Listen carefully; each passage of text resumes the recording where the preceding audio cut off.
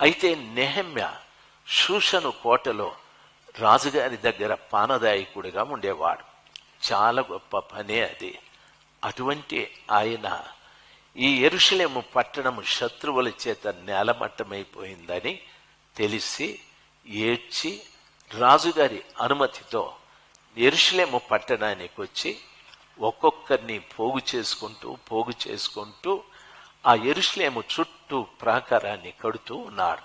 మొదట తిరిగి శత్రువులు రాకుండా ప్రాకారాన్ని కడుతూ ఉన్నాడు, కోటని కడుతూ ఉన్నాడు. దయచేసి గమనించాలి, ఆ సమయంలో వీరు అభ్యంతరాలు చెప్తున్నారు, కట్టకూడదు అనని. ఆ సమయంలో నెహెమ్యా అంటాడు, ఓసి పిచ్చోడా, నేను రాజు దగ్గర పానదాయకుడుగా ఉండి వచ్చాను. పెద్ద పని అది, గొప్ప పని, ఎవడికి దొరకదు. దేవుడు నాకు ఇచ్చాడు. అయితే దాన్ని కూడా వదిలిపెట్టి వచ్చాను. వచ్చి ఇప్పుడు నేను చేస్తున్న పని గొప్పది. హల్లెలూయా.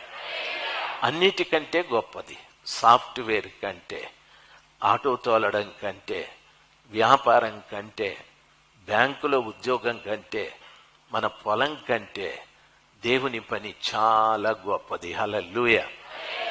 ఆ గొప్పదైన పనిని మనము ఎంచుకొని ఆ పని చేస్తే దేవుడు నన్ను గొప్పవానిగా చేస్తాడు. నన్ను గమనించాలి, పని గొప్పది, ఆ పని చేసేవాడు కూడా గొప్పవాడు.